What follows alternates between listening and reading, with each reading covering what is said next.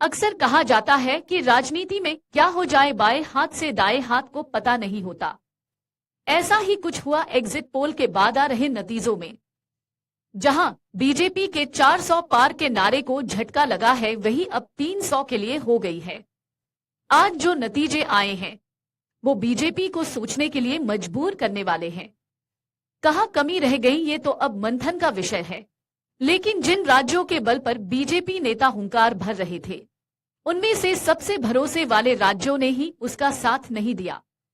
एक दो नहीं, कुल 4 बड़े राज्यों से बीजेपी को कतई इस नतीजे की आहट नहीं थी।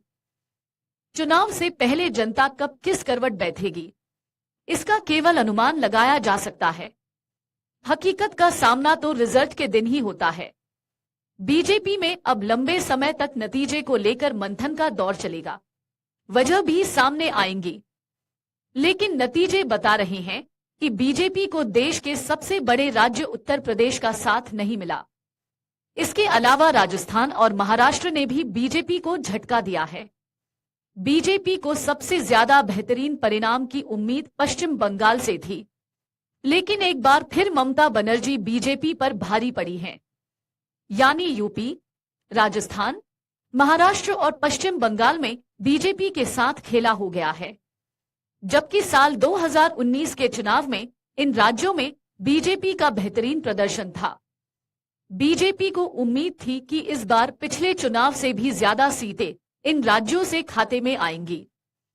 लेकिन झटका ऐसा लगा है कि ज्यादा की बात छोड़िए, पिछले चुनाव से भी कम सीटें बीजेपी को मिलती दिख रही हैं।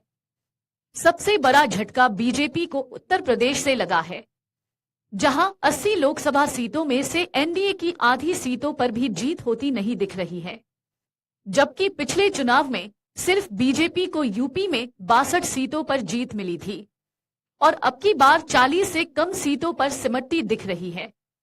इस तरह यूपी में बीजेपी को कम से कम 25 सीटों का नुकसान हुआ है। अगर आप ये वीडियो YouTube पर देख रहे हैं तो हमारे चैनल को सब्सक्राइब करें और बेल आइकन को दबाना ना भूलें। अगर आप Facebook पर ये वीडियो देख रहे हैं तो हमारे पेज को लाइक करें।